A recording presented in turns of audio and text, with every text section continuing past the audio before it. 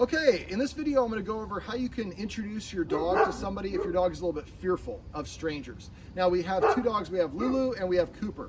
Right there, that's Lulu. Now, we've been here for about 2 hours and we did some good work with her, so she's pretty comfortable with me, so I think she's gonna behave pretty well. But if she doesn't, this is a good illustration.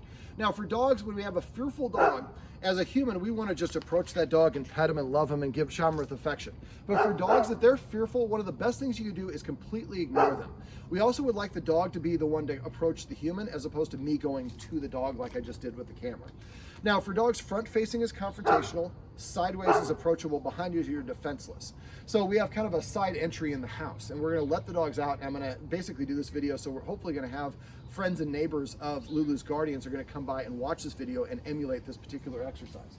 So, all right, so basically what we want to do beforehand is we're going to set the dog up for success. So we like to get Lulu some exercise. We talked about the doggy stairmaster, playing fetch, or a walk. Whatever it is, we want to give Lulu the Goldilocks amount of exercise. We don't want to be too much, we don't want to be too little. And we always want to give the dog a minimum of 10 minutes to recover and catch her breath before the next thing happens. So what you would do is you would exercise her, then you would have your friends come over, and the friend that comes over, the friend needs to understand sudden movements, direct eye contact, reaching and grabbing the dog, all those things are probably going to set her off. So you want to be very passive, and I like to tell people kind of move as if you're underwater. So I kind of have a slow, fluid movement. Also, whenever for a dog like Lulu, you don't want the dog to be caught off guard. So if I'm going to get up, I'm going to cough or make a benign sound to get the dog to look at me, then I'm going to stand up kind of a slower motion. And we'll also probably do a little bit of the precedent thing that I was showing you earlier. Okay, so Lulu's walked away. So what we're going to do is I'm going to knock on the door in a second. I'm going to sit down here. So the guest would actually call when they get here and they text, hey, I'm in the car. And then the guardians are going to say, okay, well, we're going to go ahead and come out. Why don't you go sit at the deal? So you're going to call them ahead of time so they're ready for it.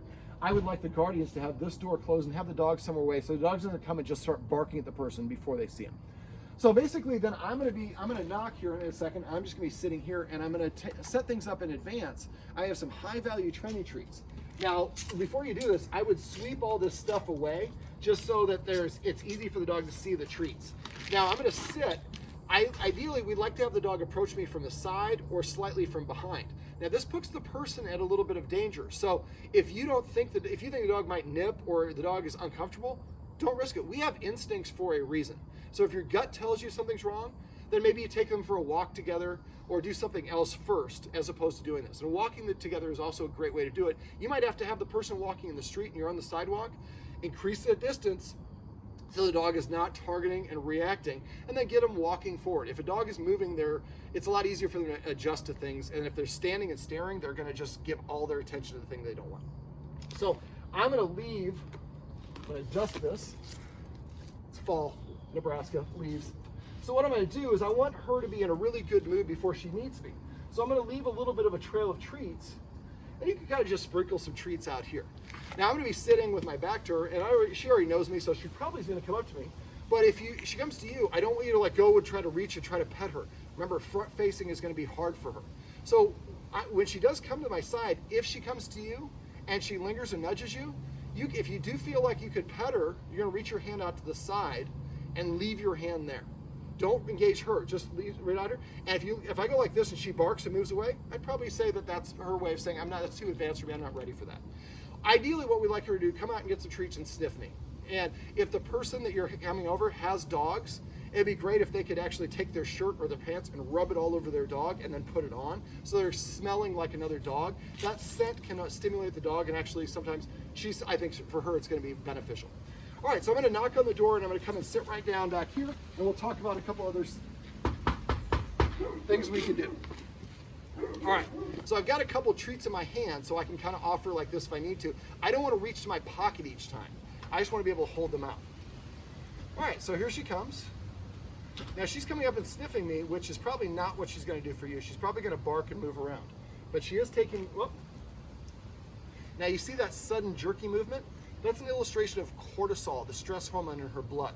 So if that's the case, and if she won't take a treat, that's an indication her cortisol levels are too high.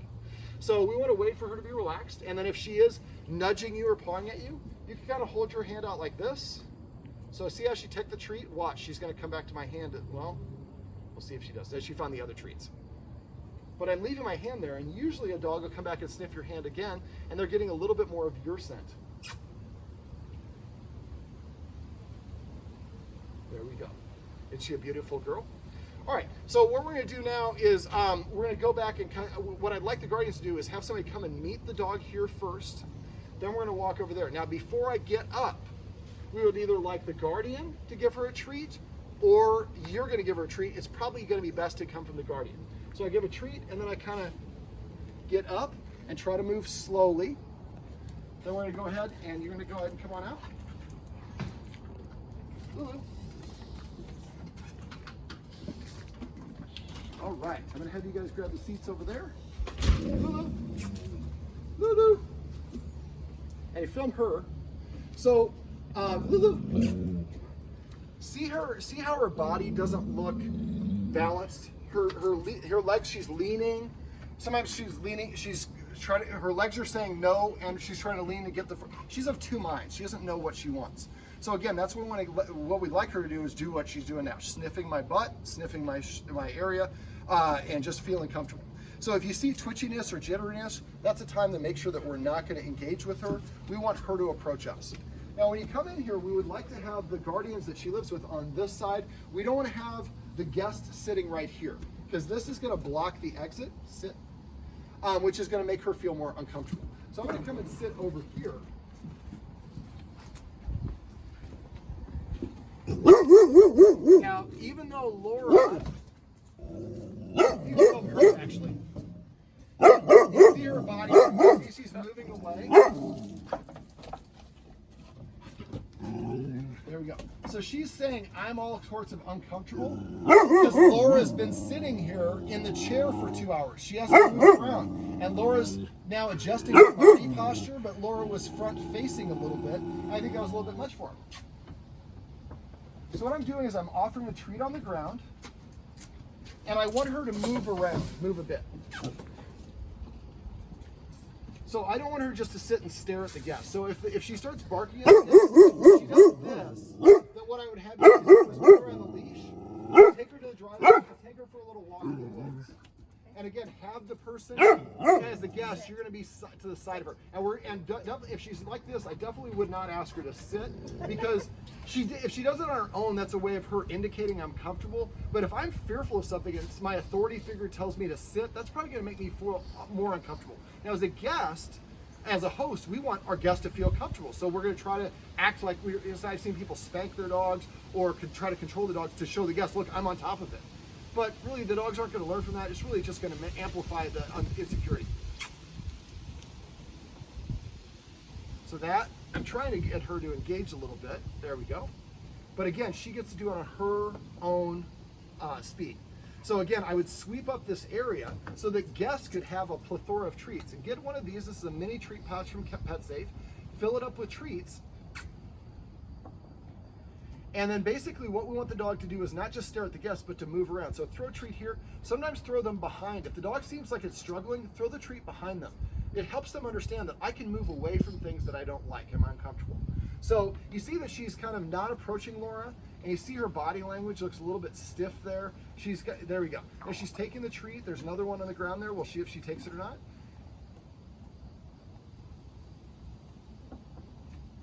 Now, I don't want only her to come to me. And that was a fly that just caught her. That's an illustration of cortisol. It's going to amplify all of her behaviors.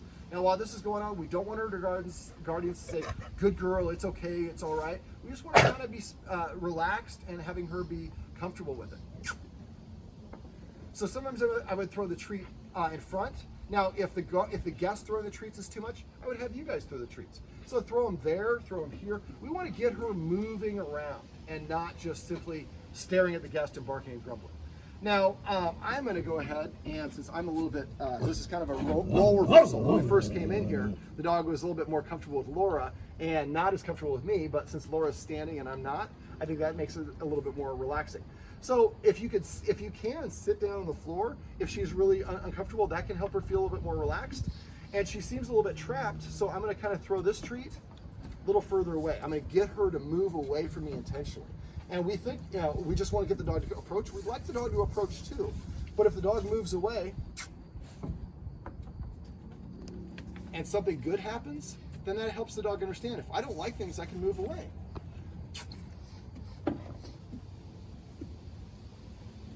Yes. This is a touch game. This is a game I'm going to have the guardians play with her. Now what we want to do is we want to use I usually have a big chopping motion in puppy class, but for her, because she's so fearful, I'm just going to kind of gentle. She touches me with her nose, and then a treat comes to that hand. I'm going to see if I can cross over and do this hand too. Now that's a little bit too far away from her, so she didn't want to move towards me, so I'm going to make it easy for her. Easy, slow steps is what we're looking for. Now what I would have the guardians do is practice this amongst yourselves. So this is a game they're like, oh, touch a hand and get a treat. So she didn't touch it, so I pull back and touch a little closer. You still got one left over, huh? So once I chop with this hand, it's frozen, then I move the treat to that hand. And all she's got to do is touch it with her nose. Now, does she know how to catch? So if your dog doesn't know how to catch, I found the easiest way to teach your dog to catch is, first of all, not go like this, 1, 2, and the dog's like, where did it go? And it hits him in the head on the third one. So if you want to catch, you're just going to go like this. Now she didn't catch it, but she tried. What you would do is you'd have, when you guys are home alone, you have one person sitting next to the puppy and one person throwing. And when you throw it, try to make it a good throw, so it's just like this. And she's not going to catch it. When it hits her nose and falls on the ground, the person here should pick it up and give it back to the person. So the only way I get the treat is if I catch it out of the air, and that gives them motivation. Teaching your dog to catch is a wonderful game for dogs to play with visitors that they're not comfortable with, because guess what? She gets to moderate however close she wants to get to them or not get to them. And when she does get closer to them, something good happens. Now, so the targeting game is really just a flat, empty hand. It's going to flash down. I know this is going to be better than the fly, I promise. Now, also look at her mouth. Well, actually, we're going to talk about her body language. See her back legs? That's an indication she's not comfortable. So when you see her feet underneath her and she's not leaning in a direction, that's a pretty good indication she's comfortable. Also, see her mouth right now is closed. Let's see if you can give me an open mouth. That open mouth is more relaxed, and that mouth closed there because she was anticipating the treat. But if you see her going from an open mouth to a closed mouth in a stare, that's usually not a good sign. So at that point, we would want to have the guardians call her away from the person and give her some treats. The guardian needs to have really good treats. I like to call these crack. It's Stewart's freeze-dried beef liver, and it's the highest level treat I can get. So let's see if I can go touch, touch. I could say touch or target, whatever it is. Touch. So she still has the lean. So I'm not going to try to pet her until she approaches me on her own, and her body is wiggly and jiggly. She's lingering. She's sitting down near me. She doesn't have her legs out behind her. Her tail is extending from her body. If you look at her tail right now, see how it's covering her anus? That's an indication she's uncomfortable. Well, she just touched me there, and I didn't give her a treat, so let's do that again. But what you do is it's an empty hand, and then the treat goes to the hand. So if you can, you might want to basically do the catch, teach her how to catch first, and then when you have your guests come over and they're sitting here, they can toss treats to her and she's catching them. Eventually she'll come a little bit closer and closer. But again, if she gets stuck, throw the treat behind her and sweep everything up so it's really easy for her to find, and that's hard in the beautiful backyard. Now, if she's barking and I reward her, that's going to cause her to think that the barking either made that thing go away or gets me a treat. So for barking, we're just going to ignore for this. Well, if she's barking for this, she's indicating that she's uncomfortable with the situation. So we want to figure out, how can we make it easier? Can we move the guest a little bit further away? Maybe we need to exercise the dog a little bit more, things along those lines. Now, just having the guest just feed her treats is okay, but don't be hung up on giving her the treat. You're probably going to have to just throw them on the ground. And again, throw them in front of her, throw it behind her. Get her moving around. And eventually she'll come up and be more engaging with you. Now, if she's comfortable with me and I've given her a whole bunch of treats, let's see if we can get you to sit, sweetheart. Sit. So whenever you give me a treat, remember the action, you say the command word, they do the action, then they get the reward afterwards. So I forgot what I was going to do with this sit. Yes, I know. Okay, so what I want to do is if I'm going to reach to pet her, I'm going to go like this. I'm going to stop. See how she reached in? That's her way of saying it's okay to pet me. Now right there, She didn't, I think she was just distracted, but if you reach to pet her and the dog lowers his head, backs away, or turns his head, that's the dog's way of saying, I don't want you to pet me. And the more that I go like this and the dog doesn't engage and I pull my hand away, the more comfortable she's gonna be. And when she does reach to pet, or to engage, if I go to pet her and she leans away, at any point I would stop. I'm gonna listen to what she's saying. So she gets to kind of drive the show. And eventually she's gonna recognize, if I go and touch people's hands, I get a treat. If I touch their hand, I get another treat. And you say touch or target or whatever the word is you want to use. But this is a way to get her to want to engage with the human and have good things happen. And she's the one that gets to call the shots. All right, now also one other thing. The guardians here have been using a prong collar and a shock collar just for control because they have big, powerful dogs, and a lot of people use those. But when you have a nervous dog, it's definitely, those are tools that you definitely don't want to use because of dogs live through association. So if I'm barking at a neighbor and then my neighbor somebody shocks me, I think whatever I'm looking at when I'm shocked is where the shock come from. So if I'm barking at a squirrel, I think that squirrel's the one that shocked me. Same thing with prong collars. Sit. And so you don't want to use those sort of methods, and especially also if you have a fearful dog, you want to try to avoid using a collar. For walks, we'd rather use a harness. The collar, the constriction around the collar, as I've learned from the amazing Laura, can actually contribute and add to the stress. So also, okay, so body language. See how she's breathing heavy. Breathing heavy can be an indication of stress. Looking directly or avoidance also can be an indication of stress. Licking of the lips, a lot of yawning. The ears, well, dogs' ears are usually pretty readable. She's had one ear kind of was taped up for a little bit and it's up, the other one's down. But you might want to kind of learn to read her body language. So if she's nice and relaxed at home, look at what her ears are doing. And then at times when she's insecure, look at what her ears are doing and see the difference between the two. So if you start recognizing the things that she that she gives as an indication that she's uncomfortable, you can get her out of that situation before she does the barking and all that. And that's the goal. When she's doing the barking, we missed too many signs, and then she thinks she has to handle it herself.